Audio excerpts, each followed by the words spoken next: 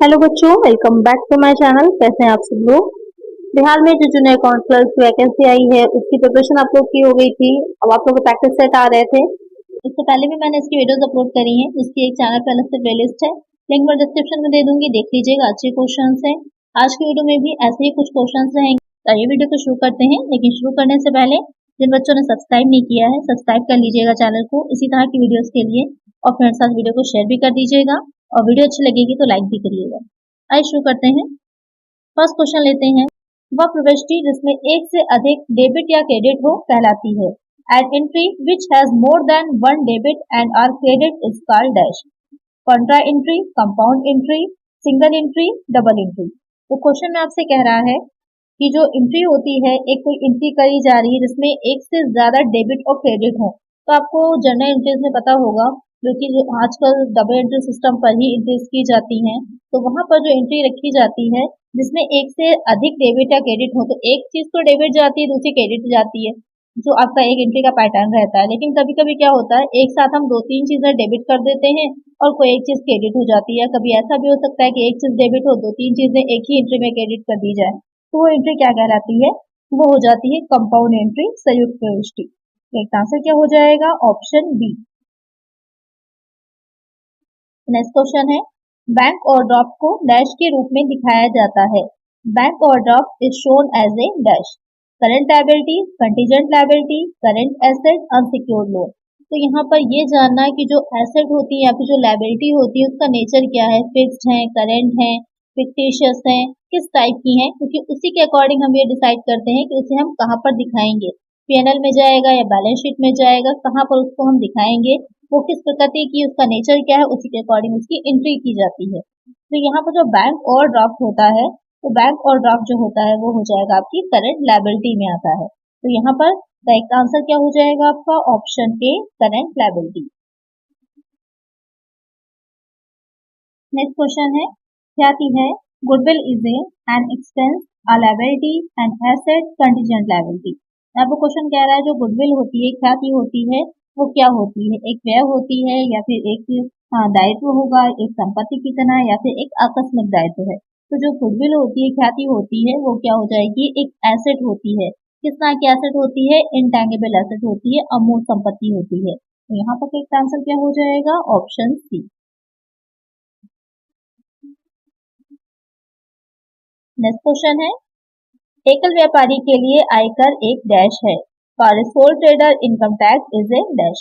Business expense है, personal expense है, provision for expenses है, या फिर सेल्स है। तो क्वेश्चन में आपसे कह रहा है कि कोई एकल व्यापारी है, तो आपको पता होगा जो बिजनेस होता है वो कई टाइप्स का रहता है। तो यहाँ पर साझेदारी भी होता है, एकल होता है, कंपनीज होती है, ज्वाइंट स्टॉक होता है, संयुक्त उद्यम होते हैं, बहुत तरह का रहता है। यहाँ पर आपसे कह रहा है कि कोई एकल व्यापारी है और उसने इनकम टैक्स को पे किया है, इनकम टैक्स चुकाया है, तो वहां पर उसके लिए इनकम टैक्स किस तरह का होगा? एक व्यावसायिक व्यय होगा, एक व्यक्तिगत व्यय होगा, या फिर व्यय के लिए प्रावधान है, या फिर बिक्री की तरह है। तो यहाँ पे क्या हो जाएगा?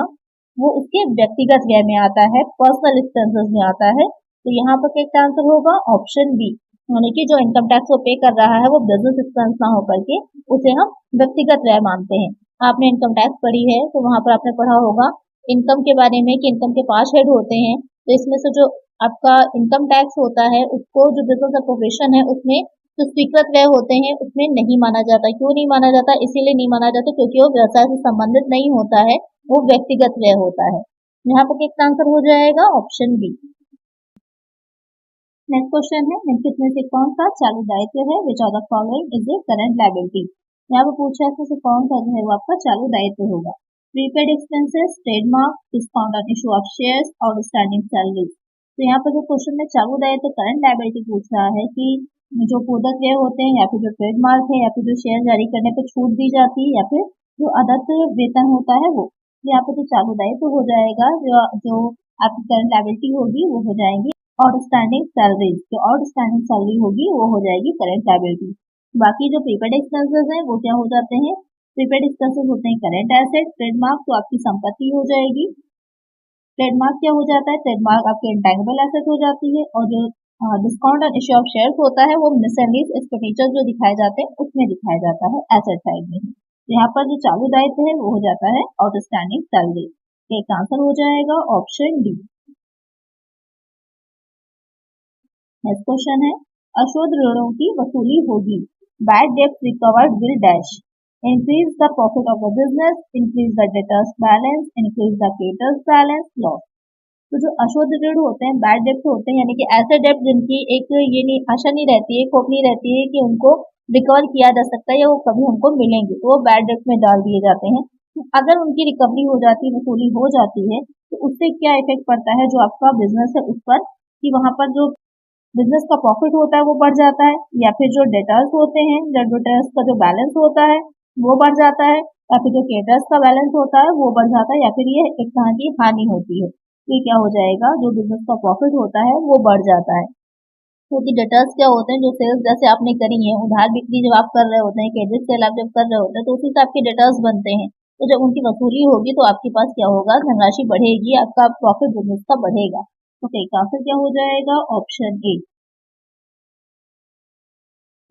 नेक्स्ट क्वेश्चन है, dash is the reduction in catalogue price of an article, किसी वस्तु के सूची मूल्य में दी जाने वाली कमी है, cash discount, commission, discount, trade discount. Question में कह रहा है कि जब किसी वस्तु का जो सूची मूल्य होता है, कैटलॉग प्राइस होता है, उसमें किसी प्रकार की छूट दी जाती है, कमी दी जाती है, तो वो क्या होता है, तो वो हो जाता है ट्रेड डिस्काउंट, व्यापारिक छूट या फिर व्यापारिक बट्टा जिसे कहा जाता है। इसमें क्या रहता है कि ये जो छूट दी जाएगी वो सभी प्रकार के, या फिर कैश में करें पेमेंट या फिर जो है क्रेडिट सेल की गई हो, दोनों ही दशा में ये वाली छूट दी जाती है। लेकिन जो आपका कैश डिस्काउंट होता है वो केवल तभी दिया जाता है जबकि जो सेल की जाती है वो कैश सेल होती है।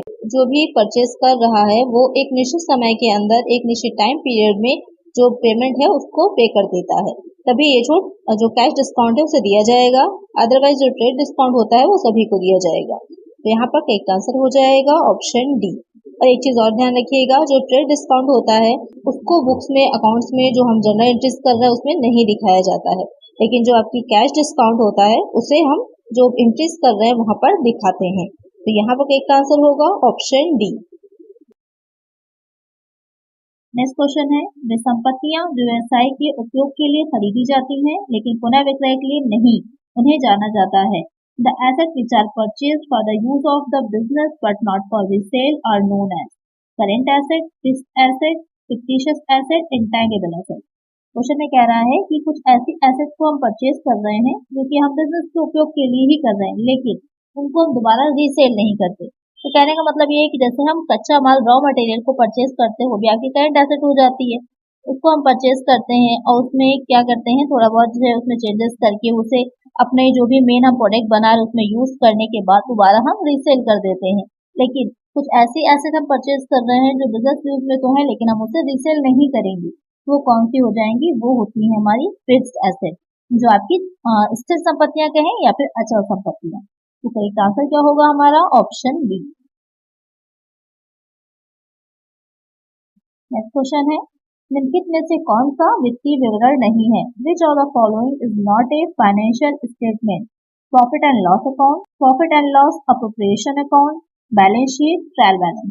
क्वेश्चन में कह रहा है जो फाइनेंशियल स्टेटमेंट हम बनाते हैं तो इसमें से कौन सा वो स्टेटमेंट नहीं होगा, तो लाभ हानि खाता भी होता है, P&L account, profit and loss appropriation account भी होता है और बैलेंस शीट भी होती है, लेकिन जो ट्रायल बैलेंस है, तलपट जिसे बोला जाता है, वो एक वित्तीय विवरण नहीं होता, फाइनेंशियल स्टेटमेंट नहीं होता। वो सिर्फ इसलिए बनाया जाता है कि हम ये देख सकें कि जो हमने जनरल एंट्रीज की हैं, जो हमने लेजर बनाया है, वो कितना एक्यूरेट है। अगर हमारा ट्रायल बैलेंस मैच हो जाता है, किसी तरह का कोई सस्पेंस अकाउंट में नहीं कुछ हम डाल रहे हैं, तो यहाँ पर ये माना जाता है कि जो हमने अकाउंट्स अपने बनाए हैं वो ऑटोमेटिकली क्या हो जाएंगे, एक्यूरेट होंगे, करेक्ट होंगे। तो यहाँ पर एक आंसर होगा ऑप्शन डी। नेक्स्ट क्वेश्चन है, एक व्यावसायिक इकाई द्वारा अग्रिम रूप से प्राप्त आय है, income received in advance by a business unit is dash, an asset, a liability, a loss, a profit. तो क्वेश्चन में कह रहा है कि इनकम जो है वो एडवांस में रिसीव हुई है, तो इस तरह की इनकम क्या हो जाती है, एक संपत्ति कितना होगी, दायित्व होगी, एक हानि होगी या फिर लाभ होगा। तो इनकम रिसीव्ड इन एडवांस क्या हो जाती है, वो हो जाता है आपका, तो इनकम रिसीव्ड इन एडवांस एक लायबिलिटी होती है, एक दायित्व होता है। तो एक आंसर होगा ऑप्शन बी। नेक्स्ट क्वेश्चन है, लाभ एवं हानि खाते का परिणाम है। The outcome of profit and loss account is dash. Gross profit and loss, net profit और loss, gross profit only, net profit only. तो क्वेश्चन में कह रहा है कि जो हम प्रॉफिट एंड लॉस अकाउंट बनाते हैं, यानी कि सबसे पहले हमने जो बुक कीपिंग की, फिर जर्नल बनाया, उसके बाद हमने लेजर बनाया, फिर हमने बनाया अपना प्रॉफिट ट्रेडिंग अकाउंट, फिर प्रॉफिट एंड लॉस अकाउंट, उसके बाद बैलेंस शीट बनाते हैं। तो यहाँ पर जो क्वेश्चन में कह रहा है कि जो हम प्रॉफिट एंड लॉस अकाउंट बनाते हैं तो उससे क्या निकल के आता है। तो प्रॉफिट एंड लॉस अकाउंट से हमारा नेट प्रॉफिट या फिर नेट लॉस निकल करके आता है। जब आप प्रॉफिट एंड लॉस अकाउंट बनाते हैं तो ऑलरेडी आपके पास ग्रॉस प्रॉफिट होता है। ग्रॉस प्रॉफिट कहाँ से निकल के आता है, जो ट्रेडिंग अकाउंट हमने बनाया होता है, ट्रेडिंग अकाउंट से हमारा ग्रॉस प्रॉफिट निकल के आता है। ट्रेडिंग अकाउंट में हम किस तरह के एक्सपेंसेस दिखाते हैं, जो डायरेक्ट आपने जो भी प्रोडक्ट बनाया होगा उससे जुड़े हुए होते हैं, वो हम दिखाते हैं आपके ट्रेडिंग अकाउंट में, और उससे निकल के आता है हमारा ग्रॉस प्रॉफिट।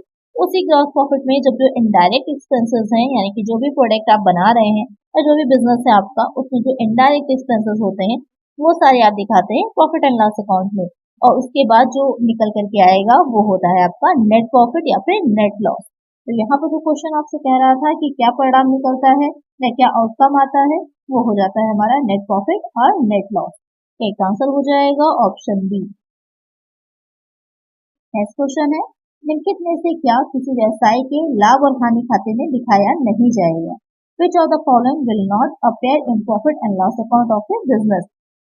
इसको इतना भी कह सकते हैं कि प्रॉफिट एंड लॉस अकाउंट की कौन सी मद नहीं है, कौन से आइटम नहीं है जो कि प्रॉफिट एंड लॉस अकाउंट में दिखाई जाती है। Drawing, bad debt, provision for doubtful debt, reserve for discount on sundry creditors. तो यहाँ पर जो क्वेश्चन में कह रहा है कि क्या हम नहीं दिखाते जो लाभानी खाता है उसमें, तो जो आहरण होता है, जो ड्राइंग्स होती हैं, उन ड्राइंग्स को हम नहीं दिखाते हैं।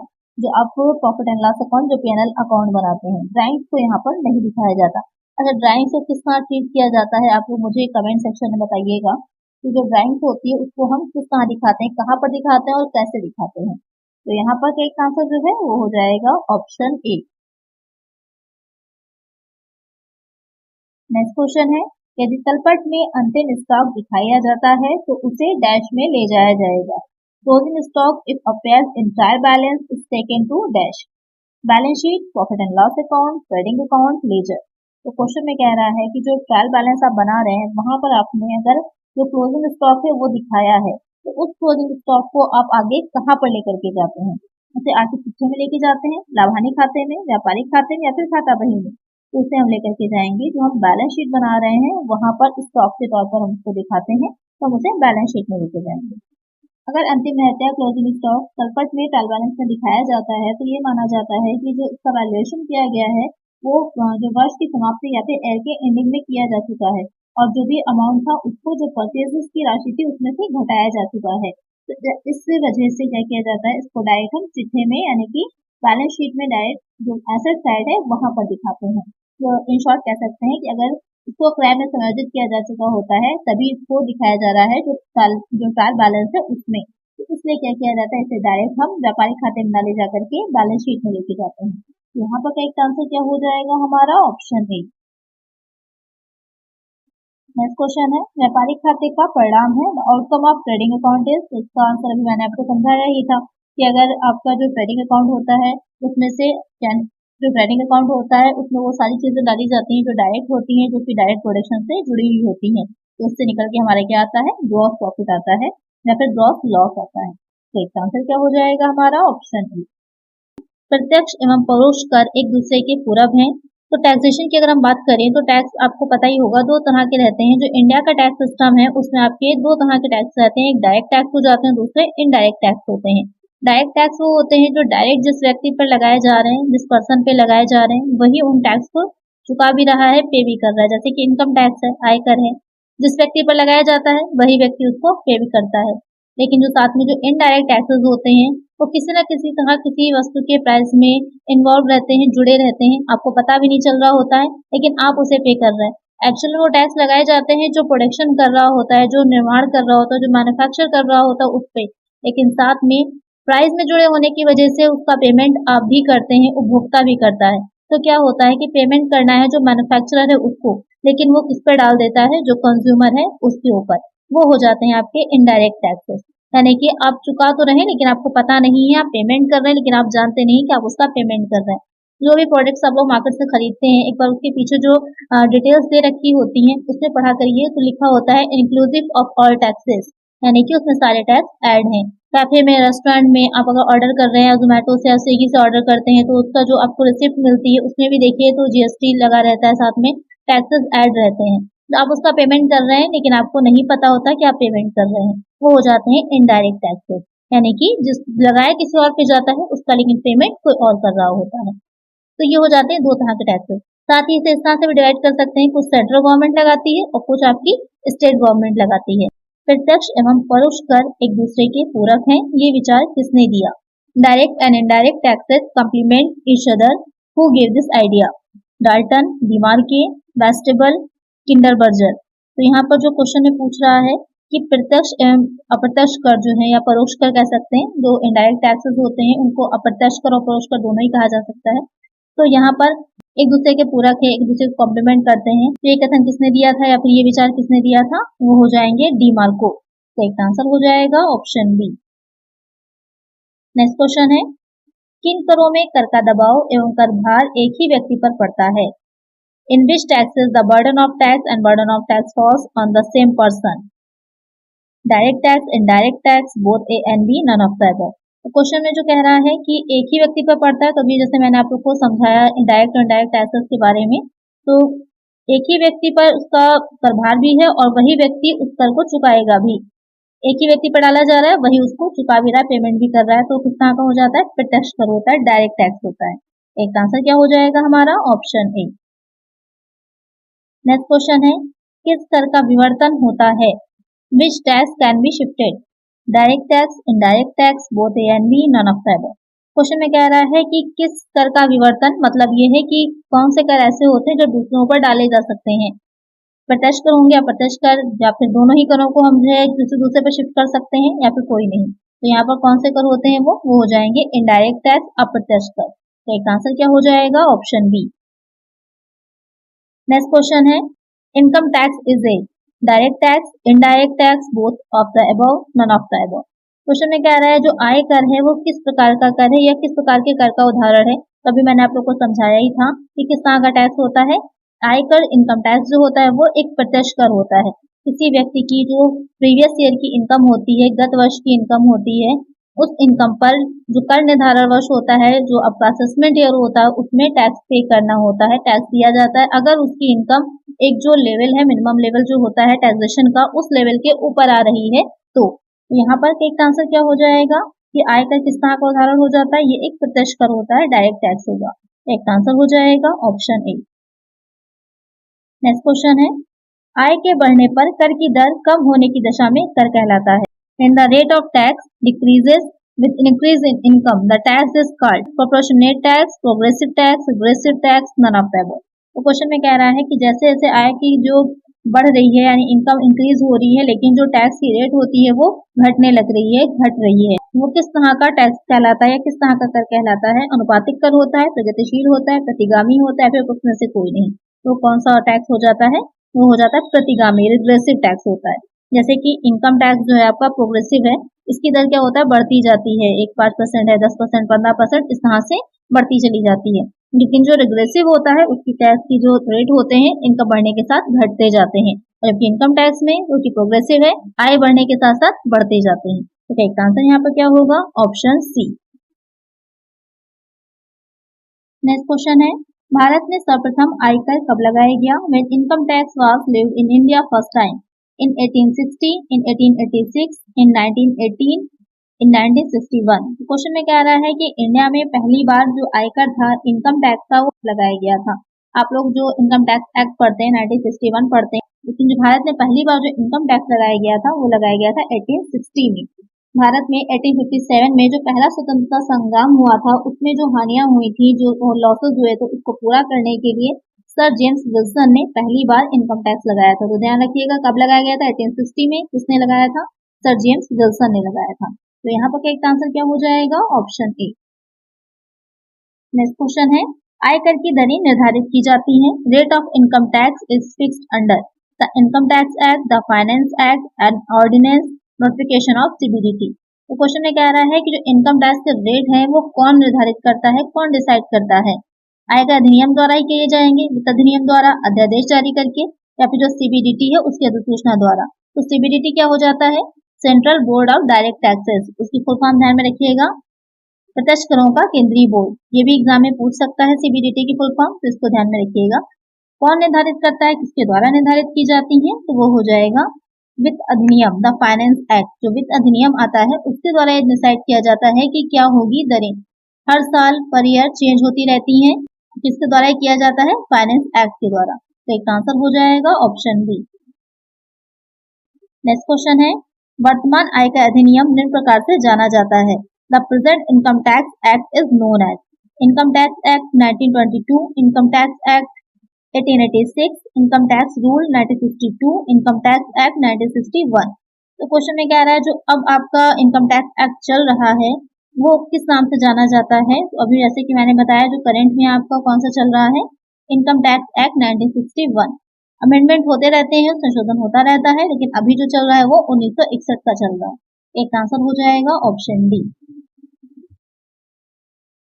नेक्स्ट क्वेश्चन है, प्रत्येक वर्ष 1 अप्रैल से प्रारंभ होने वाली 12 महीने की अवधि को कहा जाता है।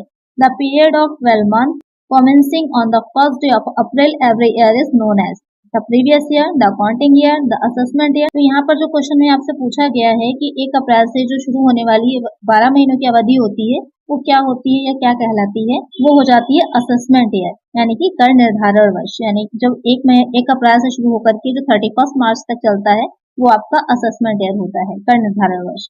तो एक आंसर हो जाएगा ऑप्शन सी।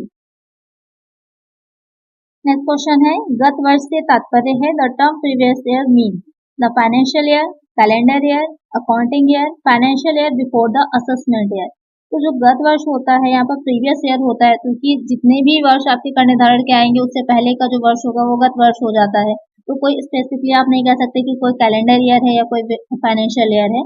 इसके लिए आपकी जो करेक्ट आंसर होगा या करेक्ट डेफिनेशन कहेंगे हम कि कर निर्धारण वर्ष से पूर्व का जो वित्तीय वर्ष होता है वो हो जाएगा हमारा previous year, financial year before the assessment year. तो इसका आंसर हो जाएगा हमारा ऑप्शन डी।